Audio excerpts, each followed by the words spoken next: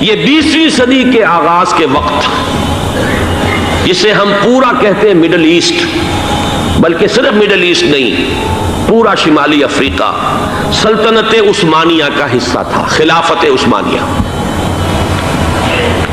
Libya, الجزائر، مصر، پورا حجاز، یمن، پورا عراق، شام، اور یہ شام ہی کے حصے ہیں در حقیقت، اردن اور لبنان، یہ سب، یہ شام عرب، عراق عرب، یہ پورا علاقہ خلافت عثمانیہ یہ اس کا حصہ تھا۔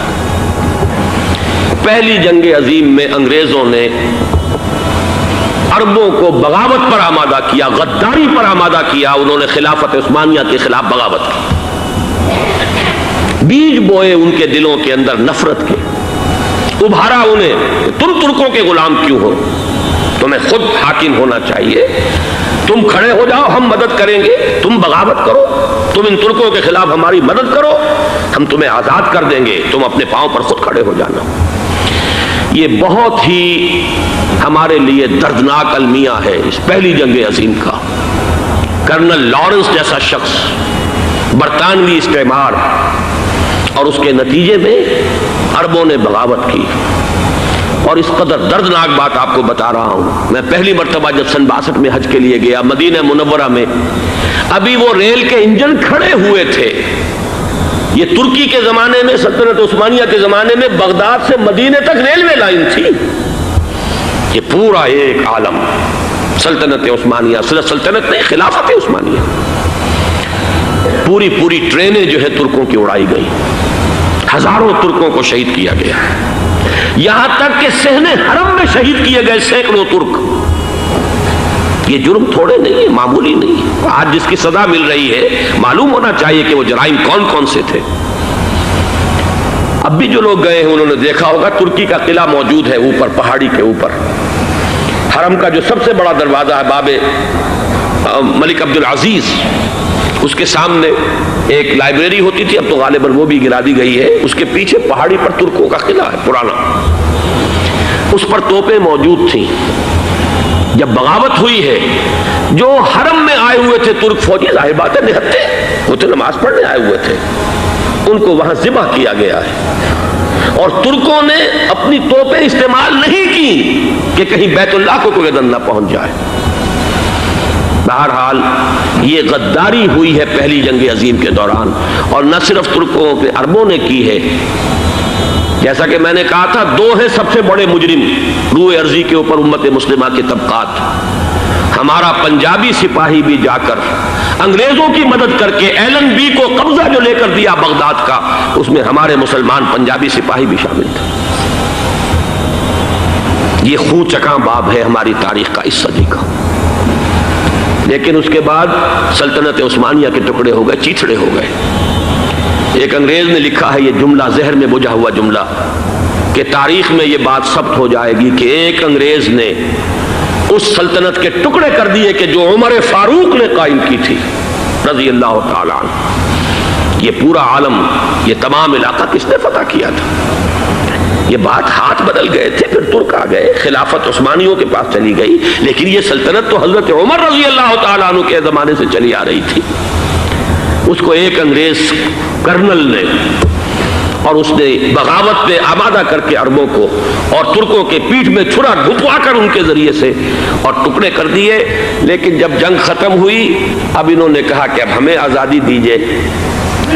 اب انہیں معلوم ہوا کہ غداروں کو دنیا میں کیا ملتا ہے، ٹکڑے کر دیے گئے۔ یہ حصہ عراق یہ انگریز کے پاس رہے گا، شام کا یہ علاقہ یہ فرانسیسیوں کے پاس رہے گا، مصر پر انگریزوں کا تسلط رہے گا، لیبیا اطالویوں کے پاس رہے گا۔ لے دے کر یہ جو علاقہ تھا حجاز، کیونکہ وہاں کچھ تھا ہی نہیں، بوادن غیر ذی زرع، یہ عربوں کے پاس چھوڑ دیا گیا۔ اس وقت جو بادشاہ ہیں شاہ حسین اردن کے، ان کے دادا سب سے بڑے غدار وہی تھے، لہذا ان کو اس علاقے کی بادشاہت دے دی گئی۔ اس کے بعد نجد سے ایک تحریک اٹھی ہے، وہ سعودی جو خاندان ہے وہ نجد سے اٹھا ہے۔ نجد میں اس وقت کچھ بھی نہیں تھا، وہ تو صرف ریت کے تودے تھے اور کچھ بھی نہیں، لہذا ادھر کسی استعماری قوت کو دیکھنے کی ضرورت ہی نہیں تھی۔ وہ تو بعد میں تیل برآمد ہوا اور اس کی حیثیت ہو گئی، اور یہ امارات کا علاقہ جو ہے اس کی دنیا میں اب گویا کہ یوں سمجھیے کہ جو سب سے زیادہ اہم علاقے ہو سکتے ہیں روئے ارضی کے نقشے پر، ان میں سے ایک وہ ہو گیا. لیکن یہ اس وقت کی بات میں کر رہا ہوں، کوئی حیثیت نہیں تھی، لہذا اس کو چھوڑ دیا گیا. یہ ہے تاریخی پس منظر، یہ لکیریں جو کھینچی گئی ہیں. یہ ایک ملت اسلامیہ کو جو قومیتوں میں تقسیم کیا گیا، پھر نعرے لگوائے گئے المصر للمصریین الشام للشامیین. اب شامی ایک علیحدہ قوم ہو چکے ہیں، مصری ایک علیحدہ قوم ہو چکے ہیں، عراقی ایک علیحدہ قوم ہو چکے ہیں. یہ ساری تقسیمیں استعمار کی پیدا کرنا ہے، اس کا کوئی تعلق اسلام کے ساتھ نہیں. اب ضرورت تو اس بات کی تھی کہ استعمار کے پنجے جب یہاں سے کچھ ہٹے، دوسری جنگ عظیم کے بعد ایک دور آیا، امریکہ ابھرا ہے دنیا کی عالمی سطح پر سیاست میں. اس کے ہاں کچھ آزادی کے تصورات تھے، اس نے بھی سپورٹ کیا. برطانیہ کمزور ہو چکا تھا، وہ اتنے بڑے علاقے کو ہولڈ نہیں کر سکتا تھا. ہندوستان بھی آزاد ہوا، پھر یہ کہ اور دوسرے علاقوں سے بھی اس کو پسپائی اختیار کرنی پڑی. استعمار کے پنجے جس طرح بھی ہوئے، ان کے سینوں سے، عربوں کے سینوں سے جو ہے گویا کہ وہ ہٹے. لیکن امریکہ نے ایک اپنی بہت بڑی حکمت عملی جو اختیار کی، عالم عرب کے سینے میں اسرائیل کا خنجر پیوست کر دیا تاکہ یہ کبھی آزاد نہ ہو جائیں، ہمارے انگوٹھے تلے رہے، ہماری پالیسی گورن کرے. یہ استعمار کا دوسری جنگ عظیم کے بعد، جہاں برطانوی استعمار، فرانسیسی استعمار رفتہ رفتہ یہ ہٹنے شروع ہوئے. صدر ناصر نے انگریزوں کو اٹھا کر پھینکا میڈیٹرینین میں اور دوسرے جگہوں سے. الجزائر نے آزادی حاصل کی فرانس سے، اطالویوں سے جو ہے لیبیا والوں نے آزادی حاصل کی. یہ ہو گیا، لیکن ایک خنجر پیوست کر دیا گیا اسرائیل کا سینہ عرب میں. اس صورتحال میں ظاہر بات ہے کہ ایک تو بڑی آئیڈیل پوزیشن تھی کہ پورا عالم اسلام متحد ہو، لیکن وہ تو بہت دور کا خواب معلوم ہوتا ہے. علامہ اقبال سے بڑا کوئی نقیب نہیں ہے ملت اسلامی کی وحدت کا. ایک ہو مسلم حرم کی پاسبانی کے لیے، نیل کے ساحل سے لے کر تابخا کے کاشغر. لیکن انہیں بھی اپنے لیکچرز میں کہنا پڑا اس وقت جو صورتحال ہے، پورے عالم اسلام کی ایک وحدت بن جانا تو تقریباً ناممکن نظر آ رہا ہے. اگر کسی طرح ایک common wealth of Muslim nations وجود میں آ جائے تو بھی بڑی کامیابی ہوگی. لیکن اس سے بھی پہلے یہ تو زیادہ آسان تھا کہ عالم عرب ایک وحدت کی شکل اختیار کر لے. یہ تو ایک قوم ہے، اکثر و بیشتر ایک نسل یا زیادہ دو نسلیں کہتی تھی. شمالی افریقہ میں بربر نسل بھی ہے، باقی تو سب عرب ہے. یہ پورا عالم ایک نسل، ایک زبان، پورے اتنے رقبے کے اوپر بولے جانے والی ایک زبان، یہ تو ایک ہو جائے.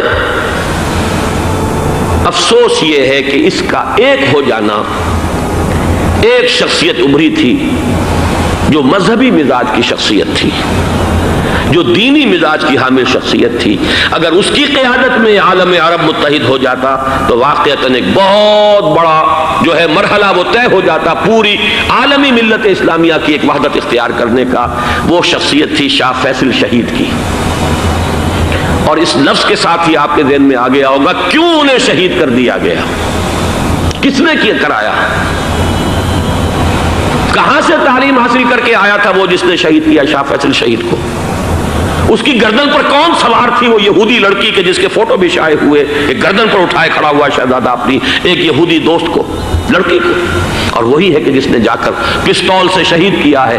جان میں اچھی طرح جان لیجئے، جیسے بارہا میں نے عرض کیا ہے کہ حضرت عمر کو شہید کرنے والا کہنے کو ابو لولو فیروز تھا، لیکن اس کے پیچھے پورا ایرانی نسل پرستی کا جو پورا پس منظر ہے، اسے تو ہر شخص جس کی ذرا بھی نگاہ جو ہے جو صرف منظر کو نہ دیکھ رہی ہو، پس منظر کو بھی دیکھنے والی ہو، وہ تو جان لے گی کہ ابو لولو فیروز ایک فرد کا نام نہیں تھا، وہ ایران کا انتقام تھا عالم عرب سے. بالکل اسی طریقے سے یہ امریکی استعمار کا ہتھ کنڈا تھا، اسے محسوس ہوا. شاہ فیصل مذہبی مزاج کا شخص یہ ابھر رہا ہے، اور یہ شاہ فیصل کی حکمت عملی کا ذرا آپ اندازہ کیجئے. لاہور میں سمٹ کانفرنس ہوئی، اس میں وہ آئے، سب سے ٹاورنگ پرسنالٹی پورے اس وقت عالم اسلام کے اندر شاہ فیصل کی تھی. اور وہ گویا کہ ایک بہت ہی جس کو کہا جائے کہ ایک بہت ایلڈرلی، ایک بزرگانہ ایک شخصیت جو ہے، اور انہوں نے اپنے دولت کے دروازے، عرب میں وہ مشہور تھے کہ نہایت خسیس اور بخیل انسان ہے، اس لیے کہ وہاں وہ خرچ کرتے تھے حساب کتاب کے ساتھ، لیکن ان کے خزانے کھلے ہوئے تھے عالم اسلام کے لیے، ادھر بھی مدد ہے، ادھر بھی مدد ہے، ادھر بھی کام ہو رہا ہے، ادھر بھی کام ہو رہا ہے۔